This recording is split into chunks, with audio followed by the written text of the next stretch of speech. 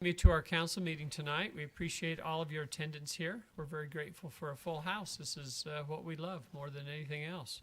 So thank you for taking the time to be here. We'll call this meeting to order. Our invocation will be offered by Councilman Mindy Wright and our pledge by Councilman Jake Smith. Our dear kind Heavenly Father, we are so grateful for this beautiful day and for this opportunity to live in our beautiful city, and we ask that Thou will bless us with Thy Spirit, that we might be able to make those decisions that will be best for our city and for our citizens. Again, we are grateful for all that we have been given, and we ask for these things in the name of Thy Son, Jesus Christ. Amen. Amen. The audience would please arise. I pledge allegiance to the flag of the United States of America and to the republic for which it stands, one nation, under God, indivisible, with liberty and justice for all. Thank you. Okay, our first item is we need approval on this meeting's agenda, so I need a motion for approval.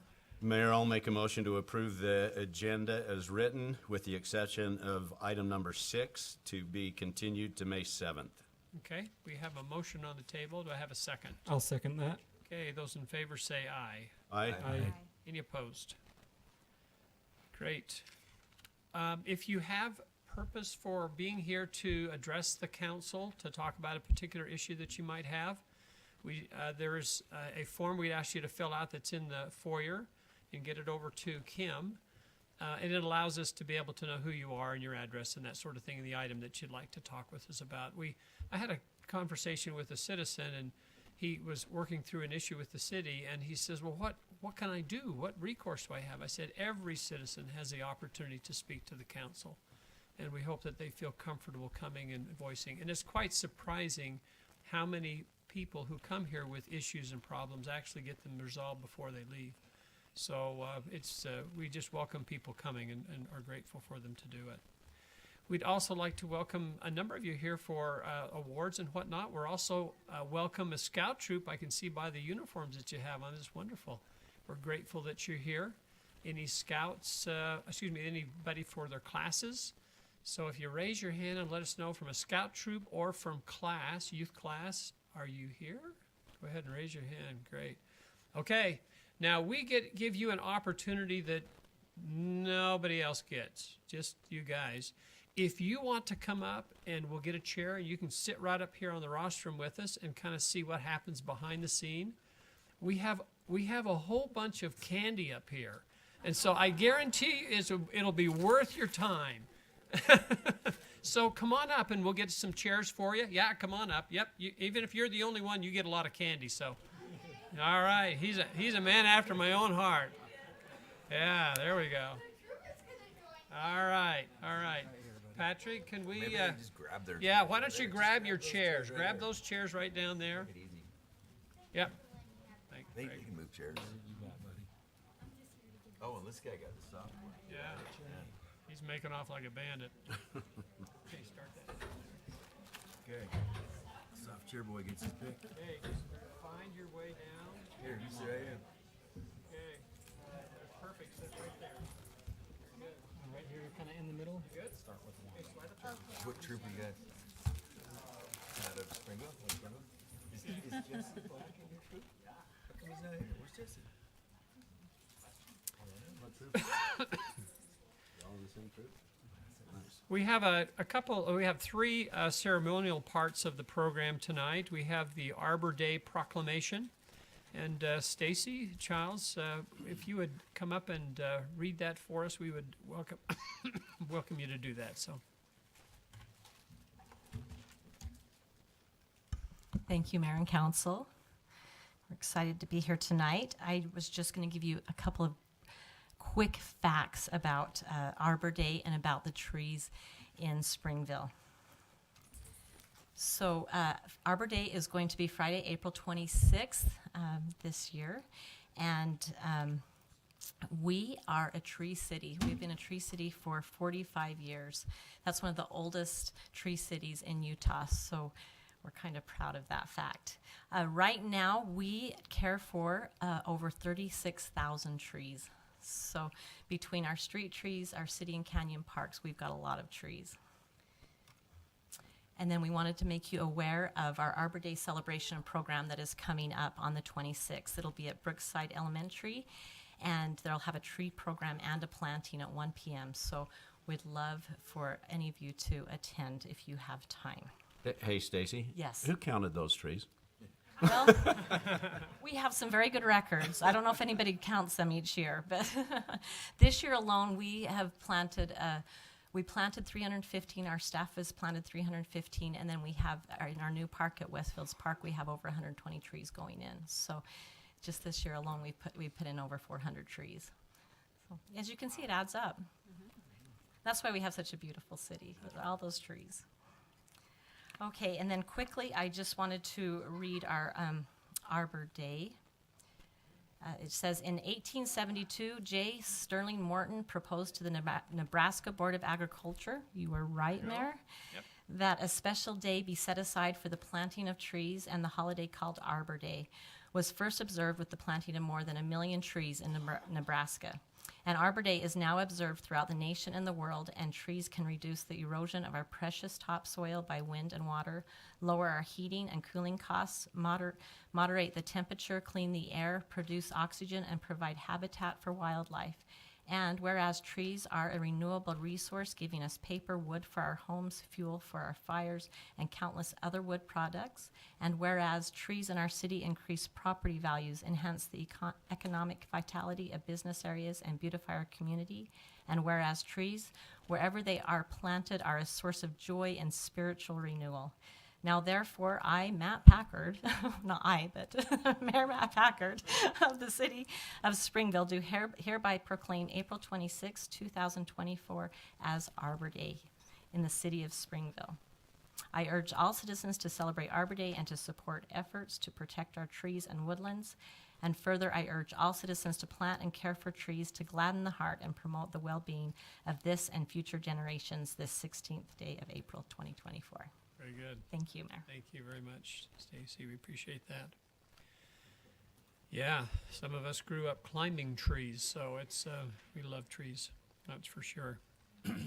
and it's a great tribute to be a tree city. It really is. All right, we would like to turn the time over to Chief Lance Haight, who will address us in relationship to recognition of our CERT graduates. Yes, Mayor and Council, it's my privilege to stand before you tonight to recognize our CERT graduates. So what CERT is, it's our Community Emergency Response Team members. These are volunteers from the community who have donated their time to go through proper training, and they've received just a minimum of 28 hours of training, but I know there's a little bit more that goes into it than that. They do a lot of studying at home as well, and some online learning. Then they come to training sessions and learn some practical skills, and then they have a final exercise to be able to demonstrate their skills, but also practice their skills as well. So tonight we have a number of graduates, and I want to thank them for their dedication to the community. It absolutely benefits our community whenever, if and whenever we have a natural disaster, an emergency, we can call on CERT, and they are ready and willing to come and help. Last year during the runoff, they came and helped fill sandbags. That's just one example. And we're always looking for other opportunities for them to be able to serve in their capacity. Chief, can I ask you a question? Do you know how many, right off the top of your head, how many CERT members there are in town? There are fewer CERT members than trees. I know that. I don't know the exact number, but I can get that for you. That's okay. I was just curious to see how many. I know there's quite a few, but. Yep. Yeah, twice. I think we hold this training twice a year, and we usually have a pretty good sized graduating class, and so there's people that have been in the program for a long time. So I do want to call up Mike Sawyer to come help me give out the certificate. So Mike is our CERT coordinator, leader. He's not a resident of Springville, but we had a need for leadership, and he stepped up, so we really appreciate all the effort that he's done. He's an awesome resource and wealth of knowledge in this area, so we really appreciate all that he's done for us. So if he could help me hand out the certificates, that'd be great. So we'll call up the graduates one at a time, and if you're here, just come here, file, and come back here with your certificate, we'll be able to take a picture. So the first one is Ashley Finlinson.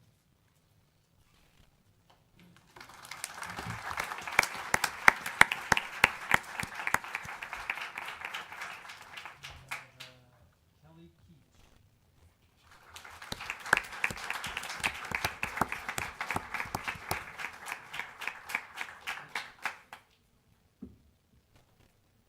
Emily Jensen.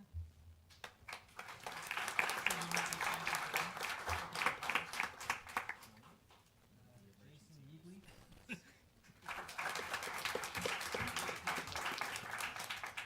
Mike Riggs.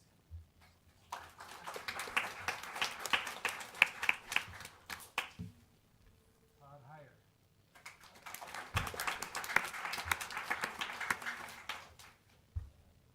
Julian Boyd.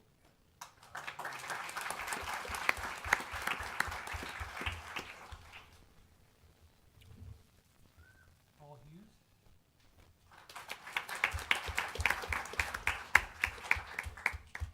Amina Chavez.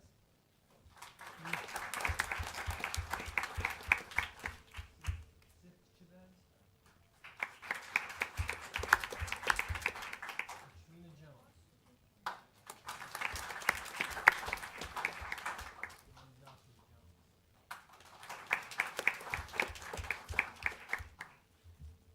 Okay, I think Emily Jensen, right? Is that one? Okay. All right. So we'll get these certificates and to the people who graduated couldn't make it tonight. But let's get a photo with the ones who did make it, and give another round of applause for all that.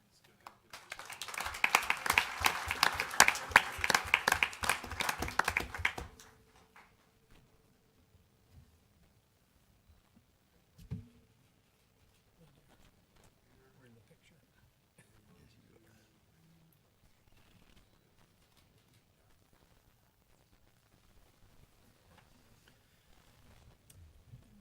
So before one of the candidates goes to their chair, I'd really be interested in just 3 seconds of what it is you do in a disaster. And since you're the last one, Last one up. yeah, you turned, you should not have turned. Come on up.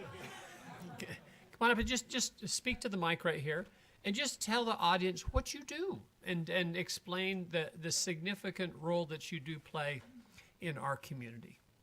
If there is ever a disaster, we first take care of ourselves, and then we come out and help out you guys. If you guys are injured or in need of medical help that first responders are not able to give right away, because they might be dealing with a giant fire down at one end where we can help you get that help that may let you survive that night. Very good. Are you paid? Nope, All volunteer. absolutely. And why do you do it? Because I know I can help people where they need help if they need it. Great response. Thank you very much. We appreciate that.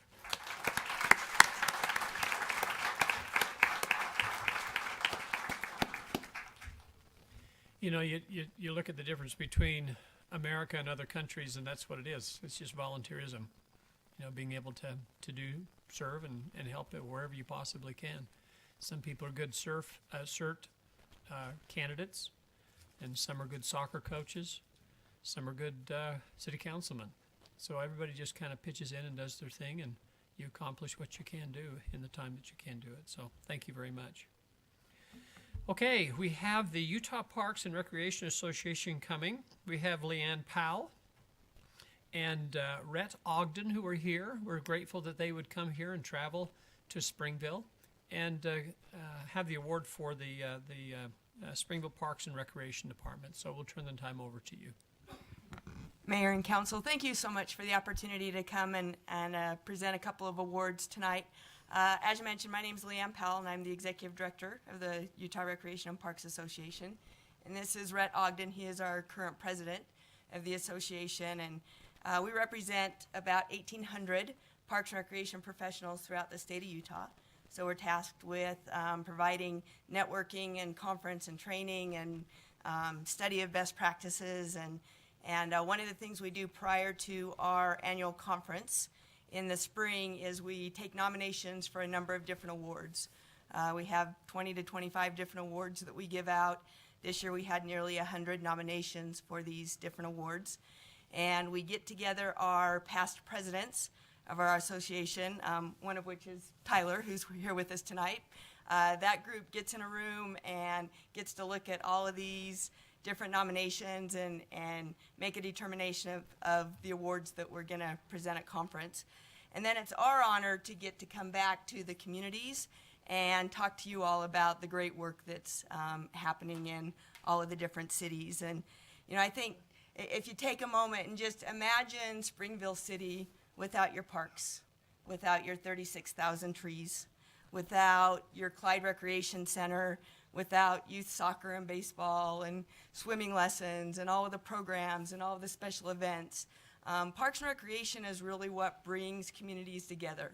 It is typically the heart and soul of our communities, and there is no doubt that in Springville that is very true. So we're honored to be here. We appreciate the opportunity, and we especially would also like to recognize that these folks couldn't do the great work that they're doing without your support. It takes funding and it takes time and it takes effort to allow this group of people to come in and do the great work that we're doing. So from an association, we appreciate that. And I'm going to let Rhett go ahead and talk a little bit about the two particular honors that you're receiving tonight. Wonderful, thank you. Well, thank you, Mayor and Council. It's an honor to be here. I've been coming to city council meetings every other Tuesday for 20 plus years. So on a night my city doesn't have it, I'm glad to be here. So thanks for filling the. I'm the Parks and Recreation Director for Draper City, just up the road. But tonight I stand here, honored to be here as the president of the Utah Parks and Recreation Association. Honored to be here to talk just a little bit and present an award to Springville City. And I'd just like to reiterate what Leanne had said. We know, everybody in this profession in Parks and Rec, that everybody is passionate, everybody has a desire to serve the community and do what's best for the community, but it can't be done without great leaders, without mayors and councils that appropriate funds and make hard decisions and tough decisions to get stuff done and allow staff to go to work for the residents. So on behalf of the Parks and Recreation Association, we thank you. Now it's my pleasure to be able to present an award, and this isn't just any award, but it's the Department of the Year for a Class 2, all right, which is up to 50,000 residents. Springville is an awesome city. I've known several of your staff for many years, some dear friends. I can tell you they're some of the best in our profession. So you've got some good ones in there, and I want you to know that. But what would Springville have done to earn this Department of the Year for a Class 2 city? A few things I just want to highlight that I know are probably things you already know, but within the last year or so, you made the tough decision to combine the Parks and Recreation divisions into the same department. In my opinion, that was a great step forward, and I know that they work great together and they're having great success in many things that they're doing. You've had the opportunity to manage campsites. Not every city gets to do that. That's very neat, and it was a record-breaking year that your department had to manage campsites. I know the Clyde Recreation Center had record-breaking years for fitness class attendance and for just having a place for people to come and be in the community to recreate, whether it's organized programs or just be able to come and have a sense of community in a place. It's a great thing that the department does. The Recreation Division, I know, started 6 new community events, which are, you know, the heart and soul of a community, to be able to bring people together. They added nearly 20 new programs for recreation programs. That's for adults, for kids, for everybody to come and participate, be active, make friends, socialize, and just be together with their community. So overall, in general, you've got a great city. You've got 26 parks with 2 new coming this year, I know. That's fantastic.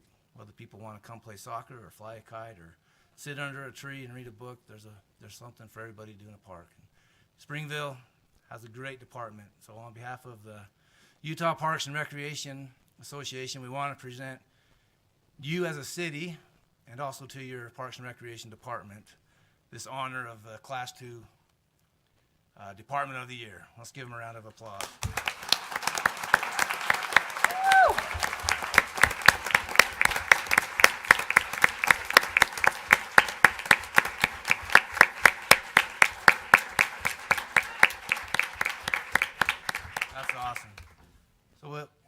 We've got one more award I'd like to do, and then we'll invite Stacy, the director, and all her staff to come up. We'd like to get a picture with all of you, if that's okay. We do have one more award that is Springville City related. As part of the mission and goals of the Association of Parks and Recreation, we have many ways that we do some fundraising. We have people that donate funds, and we try and give out several scholarships each year. This can be used for students that are in college, for tuitions, to go to other training or leadership classes throughout the state or the country. And it just so happens that this year we had one of your part-time staff members in the Springville Parks and Recreation Department be the recipient of one of these scholarships. It's been around for quite a while. It's called the Steve and Georgie Carpenter Professional Development Scholarship. And that was awarded to Cameron Robinson. So let's hear it for Cameron.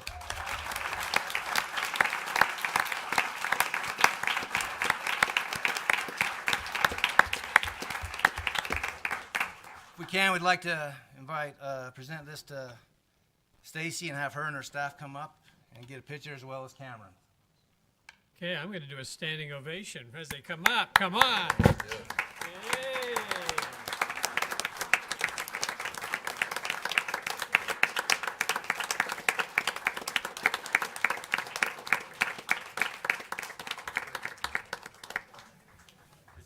Staff's really nervous about coming up. They're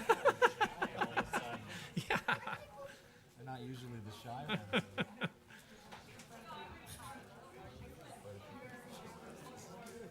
This is so cool. Thirsty. There's a drinking fountain out there. Mayor and Council, this is just a few of our staff. We actually have 372, and we actually do count our staff more often than we count trees. So this is just part of our staff. They are amazing. I am incredibly lucky to work and serve with these people. So thank you to all of you, because this is your award because of all of the hard work that you put in. So thank you very much. I'm coming. Okay, if I could have everybody look here, and on three. 1, 2. You can't see me, I can't see you. Let's get another one. 1, 2, 3. Let's do another one. 1, 2,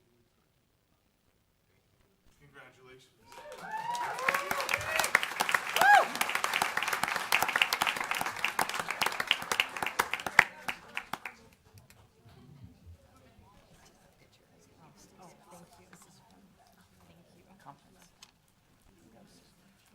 Thank you, Red. We appreciate you being here.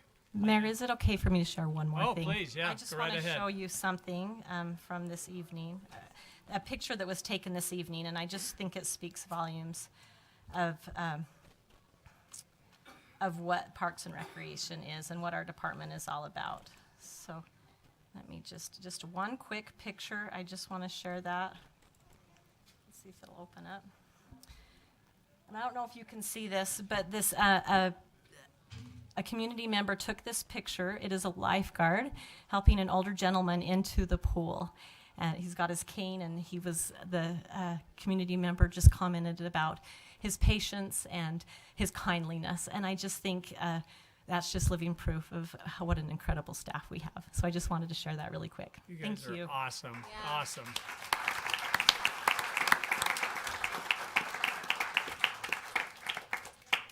Thank you very much for coming, and we certainly do recognize everything that is done. And if you wonder what's going on in the city, just go talk to Stacy, and she's like the Energizer Bunny. She just is always moving, and we're so grateful for her and the energy that she's brought to her staff, and they're just wonderful. So thank you very much. All right. Well, that's the fun part of the program, so. Okay, we have 2 items on the consent agenda. We have an approval of the minutes and also approval of some library board members. So I need a motion to approve the consent agenda. I motion that we approve the consent agenda as written. Okay, I need a second. I'll second. Okay, those in favor say aye. Aye. Those opposed. Okay, item number 6 is continued, so we'll move to item. Oh, sorry.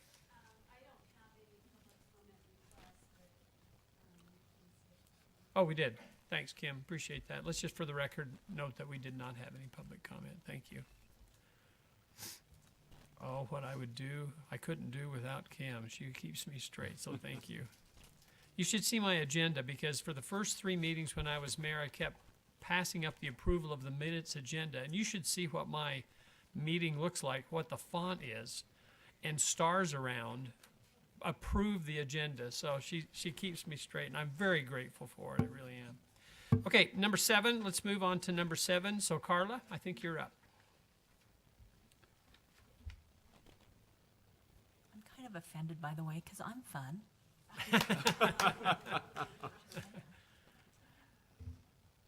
Until you go to a University of Utah game, right? Then I'm really fun. Josh, where am I going? Oh, the one that says community development. That's. Thanks. All right. So this is a request to amend the Springville City Code. It's our subdivision code 145113, the water facilities. The focus of this amendment is simply to provide some very specific criteria as to when we would not require specific water infrastructure to be brought up to the to meet our code of 8 inches. So the background on this was originally brought to us, if you remember a few months ago, Ms. Moore came to the council to talk about the possibility of subdividing her lot. Let me see it, that we have a, so that she could build a home for her son. Under our code, if you are developing a lot, we require the infrastructure to be brought up to our current city code. The cost of bringing up a 4-inch line to the 8-inch water line would have been very cost prohibitive for someone who is not by profession a developer and is really just trying to utilize the resources the family has to provide infill development that will meet their family's needs. So working with our city engineer, Carla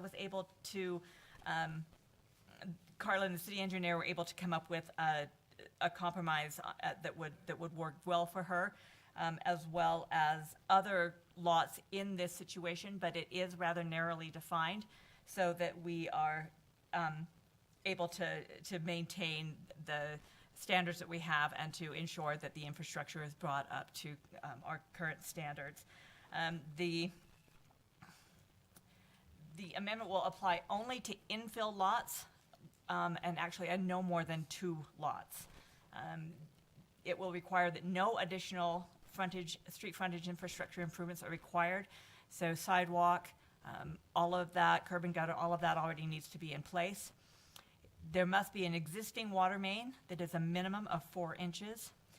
And there is no requirement for additional fire suppression improvements to be made to serve the lot, and there's no fire flow deficiency for to serve the new lot. And so that is the basics of this amendment, mainly just to allow for infill development, which not only helps the petitioner, but in general helps the city with our moderate income housing to provide infill lots in established neighborhoods. So if we have any questions, Chris. What does infill mean? Infill just is, as you can see, so it just is exactly that. It fills in a space, an area that is large enough to be developed as a single family site. And typically you see those in most of our older neighborhoods where maybe there were very large lots to begin with, and then the zoning has downsized. So it pertains to flag lots as well as cutting lots in half, right? Would it work for flag lots? Kind of. Well, this would not apply necessarily to a flag lot if there was if they were not able to meet the fire suppression. Very often you'll need to, with a flag lot, and Chris may be able to answer this a little bit better than I can. They're too far away from an existing fire hydrant, and fire suppression, so they would not necessarily meet the requirements of this. I mean, technically they could. They but could, yes, It's but just it's going to be it's where that hard. hydrant is. Yeah, and if you were to look at this picture, the hydrant is basically just across the street. Yeah. Right in that location. yeah, it's right down in this area here. And if an infill lot, What's the address on this? What is the address on this? It's right by you. It's just behind. yeah, it is. It's 85 South, 800 Yeah, I East. know. Yeah. That's that little house that. Yeah, it's right by the old Mustang. ball So field. if a flag lot were to meet all of these conditions, then that would be good to go. But like I said, it would have to meet all of the conditions, not just some.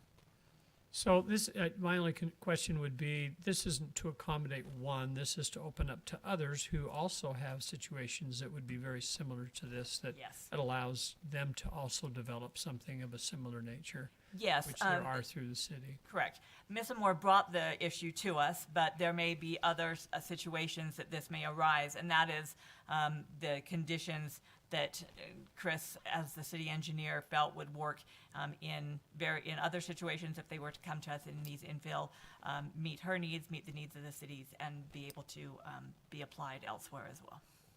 Okay.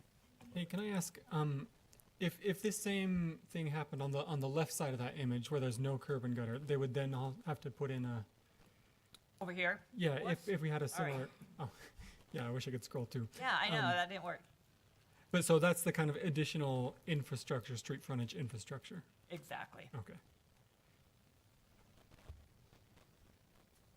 Well, I'll make a motion to approve ordinance number 05-2024, amending Springville City Code 14-5-113, and changing the requirements for utility improvements in subdivisions of up to 2 lots. You have a motion? I'll second. Sorry, Mindy. Up to 2 lots. Okay, well, whatever motion it was, okay, have the motion, do I have I heard a second? Okay, that's a roll call vote, correct? Because we're changing an ordinance. Jake? Yes. Craig? Yes. Logan? Yes. Mike? Yes. Mindy? Yes. Okay, very good. Congratulations. And I want you to know something. This was quite interesting. This came as a result of a public comment. Do you remember that? You came here and had a discussion with us in front of us, and we said, So I just point that out to the public that not that we listen in the sense I'm trying to say that. I'm just simply saying is that you took action and came in front of us, and we're very grateful that you did that. Thank you. So appreciate it. And I used to live around the corner from there. Didn't Gabby used to? I did on 860 East. Yeah, that was the Wendell and Rhea 12's house. That was just to your east. Yep. Yeah. Grandson. Yep. Good people. Yep. So, because Gabby used to live there, right? Yeah. Are you related to her, or you just rented to her? Yeah, she's awesome. I've been in that house. It's cool. Yeah. Good kids. Okay, very good. All right, let's move to number 8. And we've got Mr. Stapley. Stop smiling. Look at her smile. Very good.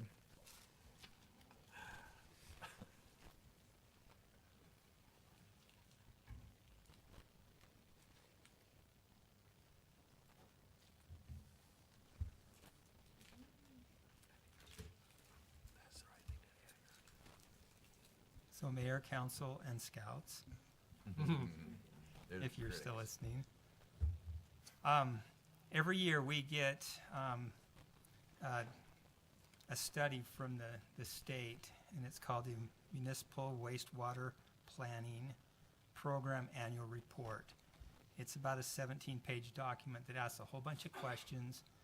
And what it does, it helps us to be able to self-rate our collection system, our sewer collection system, and our wastewater treatment plant. And it comes out from the State Department of Environmental Quality. And the purpose of this report that they send out is to assist cities in evaluating their collection systems, their treatment systems, and also the financial planning that goes along with that for both current and future needs, and also preparedness for future development. So it's really a good form that they send out. It was in your packet. I don't know if you read through it, but It's really good because it helps us to kind of self-evaluate where we are in our own systems. And the outcome is to identify and solve potential problems before they get really big and to where they get out of hand. And so it's a good thing that the state does every year.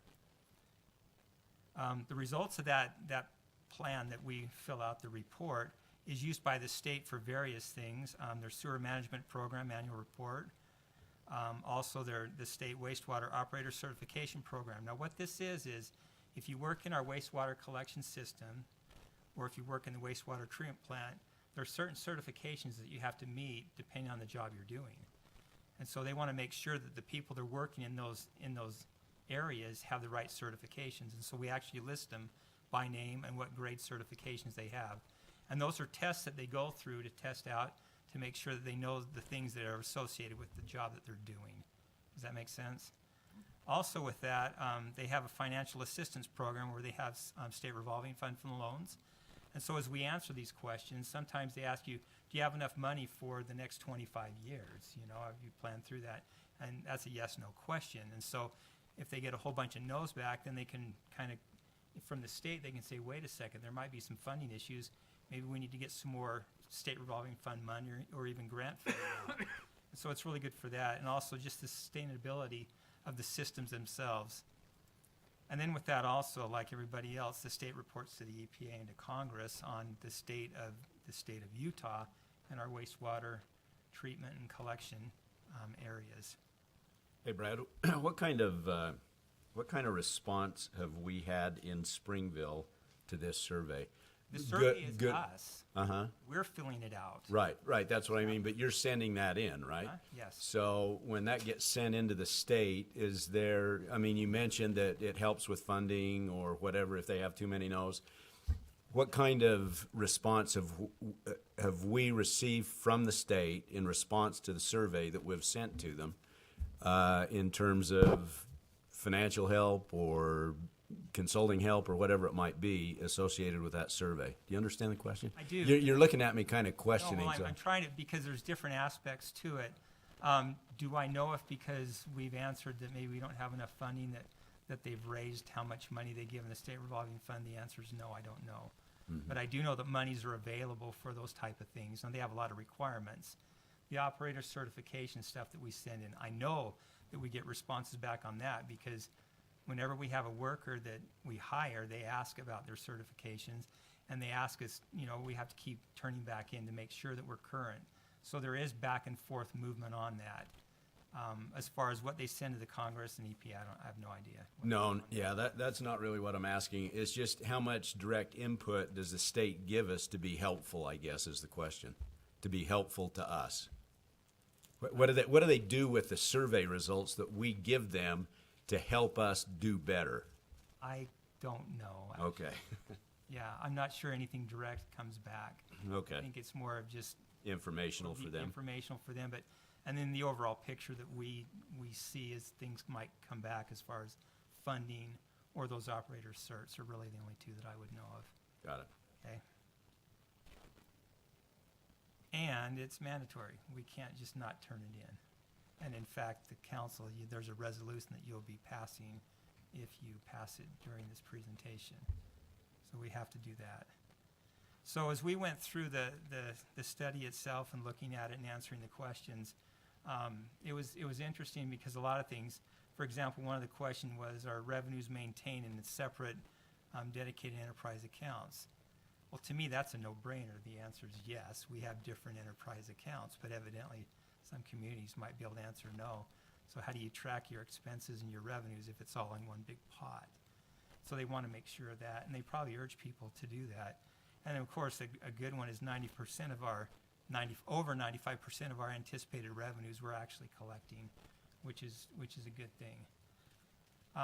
As we thought through this, some of the questions spurred some thoughts to where, and everybody's seen the significant cost increases, and especially with our wastewater business model and those increases would be anywhere from inflation that's affecting our O&M costs, or even the state's recent mandate on phosphorus removal. You know, that's costing us about $225,000 a year in chemicals alone, for something that was mandated to us. And so that was affecting, we're looking at our rates and can we afford this? And then also because we're pulling more phosphorus out, which is a solid, now we have more solids that we have to get rid of, and so there's disposal costs. And then also just the sharp rise in capital improvement projects. Anybody that's in construction business knows it's really difficult right now because projects that used to cost a certain amount now can be up to 2 or 3 times what they used to be. And so we're looking at those things, and the way we're doing it is we're gathering data. We're right in the process, the very end process of a draft master plan for both our wastewater collection and the wastewater treatment plant. And this is giving us good up-to-date information because it tells us some of our existing deficiencies. It also helps us with near and long-term projects with their estimated costs.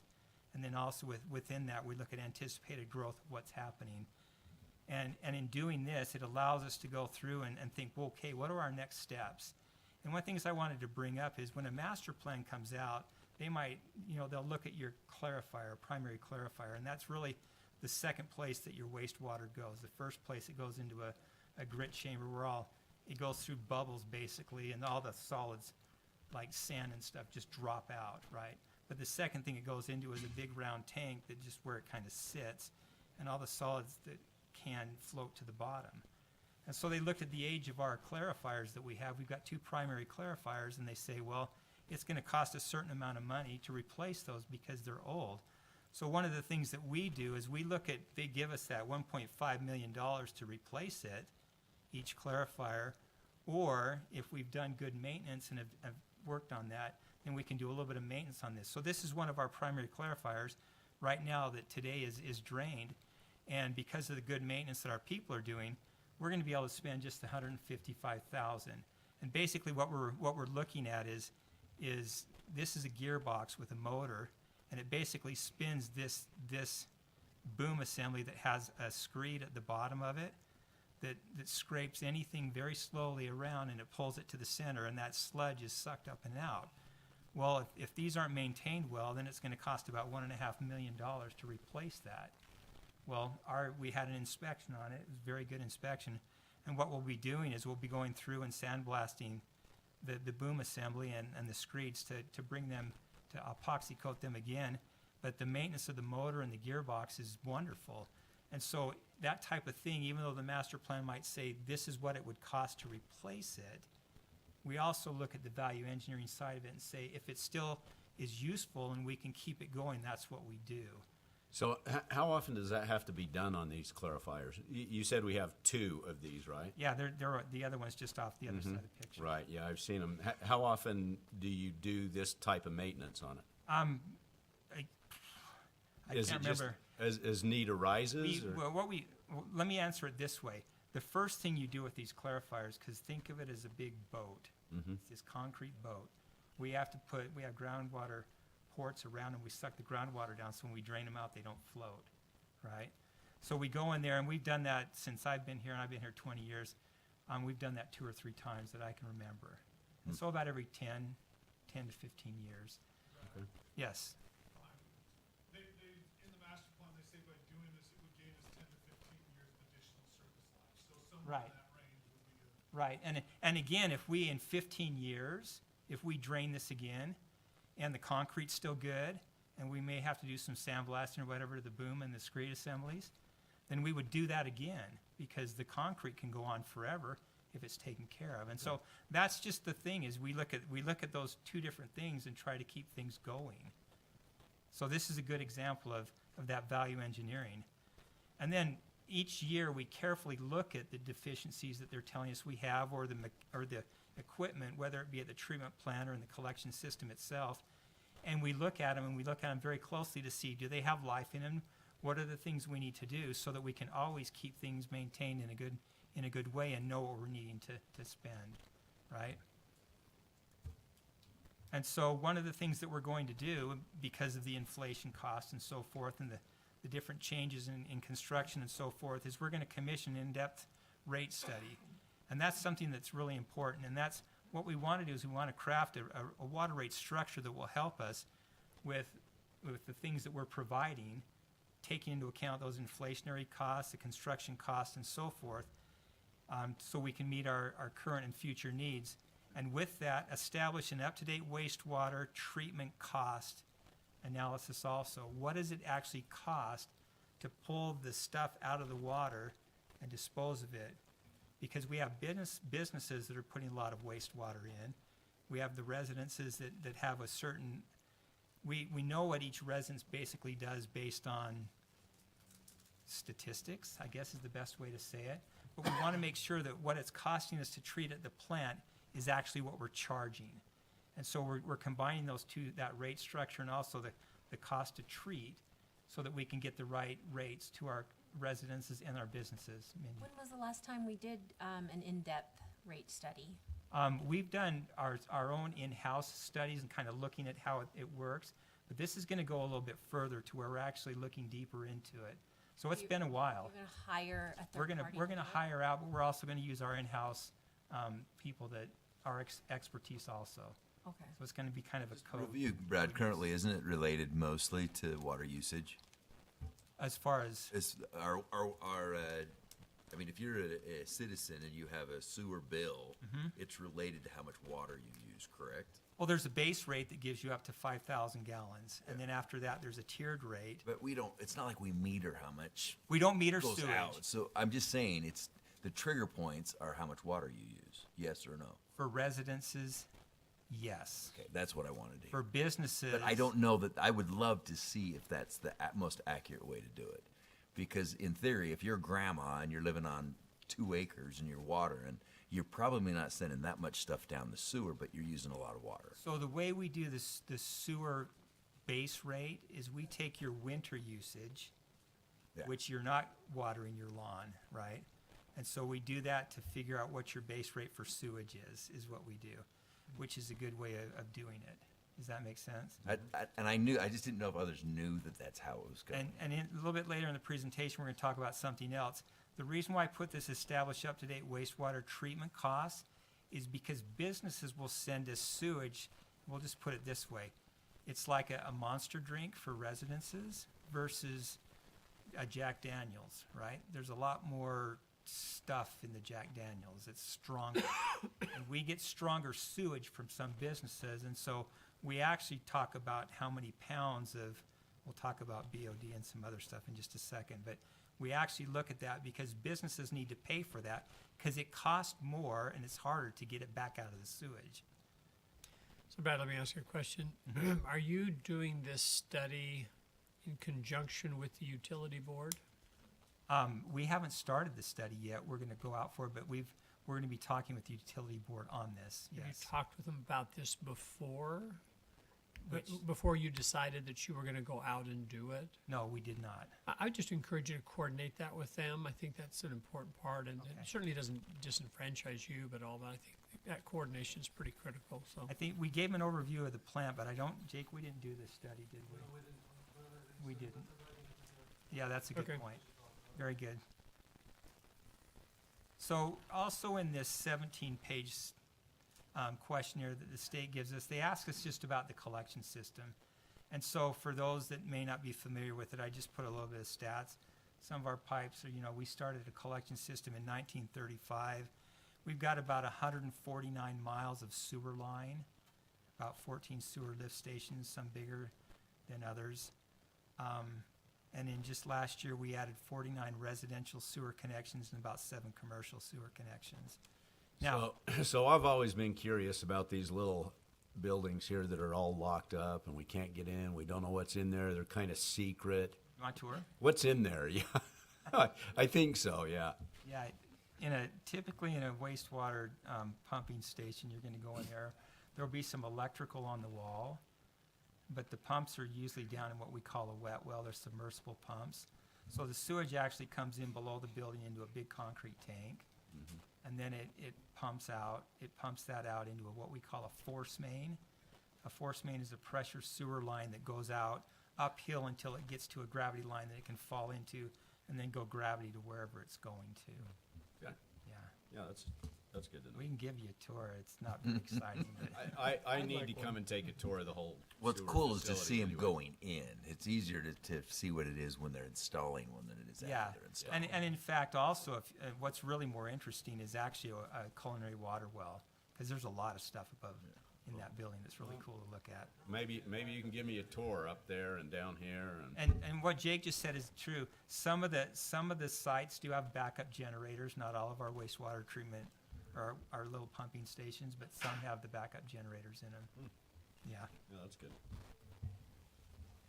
So in the questionnaire, they ask us if we've had any what they call sanitary sewer overflows, and that's when water gets out of the pipe, whether it backs up in a gravity main and comes out of a manhole and flows out, or if, in this case, we actually had one last year. This roadway here that's going up and down, that's Mountain Springs Parkway. These right and left turn arrows are right before SR 75, 1400 North, so out at the industrial park. Stofers would be up here in this corner right here. Anyway, this big yellow line is what we call a force main. The sewage comes in through gravity lines, hits the pump station, gets pumped out, and heads towards the treatment plant. We actually had a break in the force main itself. It snapped, and so sewage started leaking out. Now, we contained it fairly quickly, but as luck has it, about 30, 40 feet away was a drainage inlet to Little Spring Creek. And one of the criteria for that is, did it get into state waters? So we had to answer yes. It was very little sewage, but it did. And so we have one SSO is what they call it. And so that's kind of that we, of course, report with the state. We work with them through on it. How were you able to know that it broke that quickly? Somebody called us. It smells like poo over here.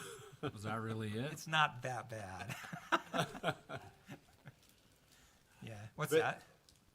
How did they know it just wasn't working correctly? They just saw it flowing from the grass. And it's not like this big giant stream. It's just. Yeah.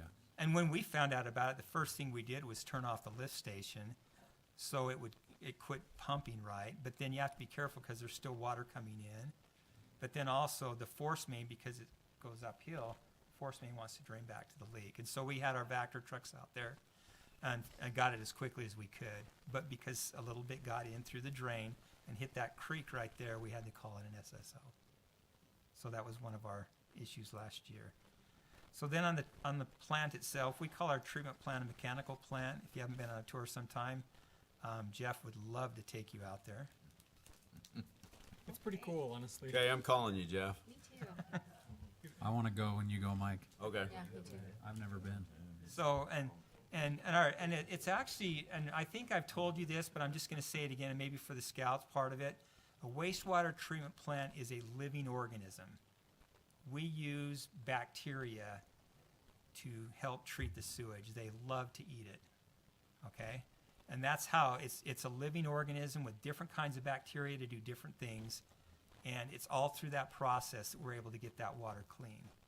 And so we have to be really careful with the plant, because just like you take a prescription drug, sometimes it messes with your body, right? It does other things. The same thing happens with our plant. We have to be very careful with what goes into it. We've got about 6.6 million gallons of day capacity. If you think about it this way, that 3 million gallon tank that some of you saw that we just built up there, that's a 3 million gallon tank. So we're filling that twice a day with sewage. Holy cow. Wow. Okay? You could feel it. That's true, we could. We do not do that. Yes. So, but we average about 4 million gallons a day. The capacity of the plant is 6. It can actually peak a little bit closer to 9 if it has to for a short period of time. So you may want to just keep this presentation shorter because the scouts have lost their appetite up here. Hey Scouts, here's a question for you. I want to see what you... We can process 20,000 pounds of BOD a day. What is BOD? You know what BO is? He's got it. Is it, urine and poop? Attaboy. Yes. Okay. I'm just going to read it to you, and I won't make this much longer, Mayor. You can. So BOD stands for biological oxygen demand. It's the amount of dissolved oxygen needed by aerobic microorganisms, the bacteria that like to live in air, in water to break down and process organic material. This is a typical measure of the loading or strength of wastewater entering a wastewater treatment plant. Okay? So again, the bugs that live at the plant like to eat organic material. And the more organic material, which is we call BOD, the more strength, then we have to work harder to get it out. That makes sense? The same with total suspended solids. If you take a cup of water and you put sugar in it and stir it up, where does the sugar go? Into the water. Right. So it dissolves into the water, right? You can't see it anymore. There's still organics in the water too that you can't see that we also have to pull out. And so we can do up to 10,000 pounds per day of that also. There you go. That was exciting. We did have 3 violations at the plant last year. Part of it was because the state, with the requirement to treat phosphorus, we had to start adding chemicals to pull that phosphorus out. It's like a prescription drug. It caused some side effects that messed up a little bit of our treatment process, and we had some problems in the plant with that. We also had a mechanical failure of one of our systems for a short time that got us in that situation also. So, any questions there? So our recommendation is that the report that we filled out and we're going to turn to the state, that the council approve that so we can send that in. And we use that information too to help us to do a better job on our end. Okay. I think we've asked questions along, but does anybody have any additional questions? Are we rated then from the state based off of this report or no? No, it's a good question. We're not. But let me give you an idea. In fact, maybe Jeff, why don't you tell them what, we just got an inspection on the plant. What did they say? So, yeah, we just had a state audit. They came in, talked about, or inspected the process. We had some issues that they had noted last year. Those have been resolved. They gave a good review. Didn't have to issue any violations. There was a predictive model that said we have a chance of exceeding on certain levels. I think it was mercury and maybe something else. So they're looking at maybe tightening up those limits. And then overall, at the end of it, they basically said we will commend Springville City on your decision to wait and see from the state. They've seen multiple cities take on the cost of a new treatment plant, and prices have just escalated. Spanish Fork just issued another $43 million in bonds for the remainder of their treatment plant. They just said, Who was it? Spanish from our Fork. standpoint, it feels On the like side of freeway. Springville's kind of wait and see approach has been a very, very good one. So they commended us on that. So one of the things I've been stressing with, talking with Troy about and Bruce, and also I've mentioned to the council, is that our position right now on our wastewater treatment plant, and based on the draft that we got back, and we'll be sending that to be looked at, but we're not all the way through just the vetting of it, is that our position is we've got a good plant, we have some maintenance things we need to do, but right now Spanish Fork is up to $130 million on their new plant. And we can keep our plant going and meeting the requirements and so forth for at least, for what they're saying here, next 15 to 20 years. And the state regulations are also changing. They're looking at pulling more nitrogen out. If they change the nitrogen regs, our plant cannot do that. So we would have to add some processes to our existing plant to meet that. But we're in a good position right now. I do want to say that it's like I drive a 1998 Dodge pickup, and the paint's peeling, but it runs good, but I have to maintain it, right, because it's older. So I've done front end and some other things. The same thing with a wastewater treatment plant that's old. It takes a little bit more TLC, but it still functions, it meets the regs. And that's what we're doing right now until we can see what they're going to do with nitrogen and the other future things. We're not going to go spend $130 million right now like Spanish Fork is doing. And so that's our plan that we've got right now. Spanish Fork takes Mapleton sewer, though, right? They do. Yeah, So Mapleton's by contract. That's probably part of it, I'm sure. It could be. Right.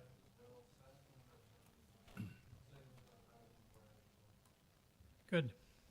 Okay, I'll motion to approve Resolution 2024-07, approving the Springville City Municipal Wastewater Planning Report for 2023. we have a motion, a second. I'll second it. Okay, it's a roll call vote.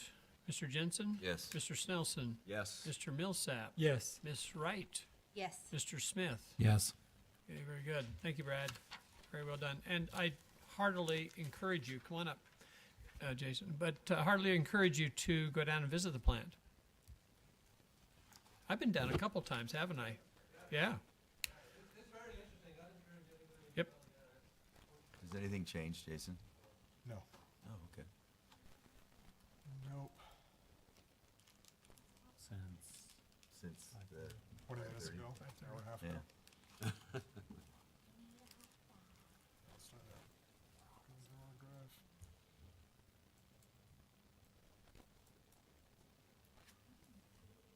Let's go to the last slide. So, Getting anxious there, Council? well, I'm just saying, I know you got a flight to catch, man. I'm riding a scooter. It's dark.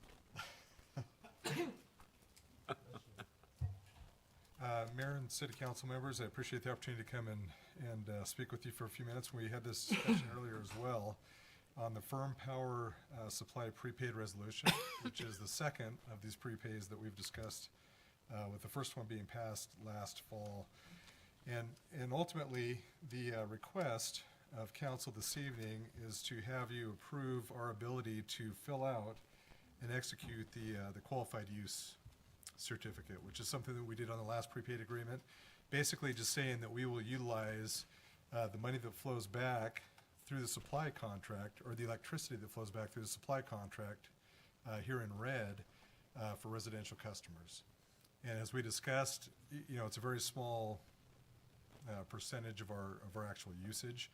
In fact, our residential usage right now, even in off-peak, is significantly more than that. So we'll have no trouble using that power, and if we were to have trouble at some point, it ultimately gets distributed back through UAMPS, and there's other opportunities for different municipalities to still use it in a qualified fashion. So, are there any questions or from our discussion earlier? So this is just to get things started, correct? Just to get things started, yes. And UAMPS is the organization that will actually execute all legal documents. It's up to us as a member of UAMPS just to say that we're gonna employ qualified use to fill out that single certificate like we did last fall. But Mindy, this will not come back. This is a final decision for us, our Yes. body. Yes. That makes sense? Yes. They were asking that we do this early on in the process so that they can go and move on to additional steps. So I asked in the previous meeting if you had some estimation so we could measure risk against what our return is. Have you? Yeah, and that was an excellent question. So we actually looked at, it's interesting, we get a power bill. So the department each month gets a power bill through UAMPS, much bigger than our residential power bills, I hope. Like last month, for example, was about 1.48 million for all the power supply that we provide to the city residents.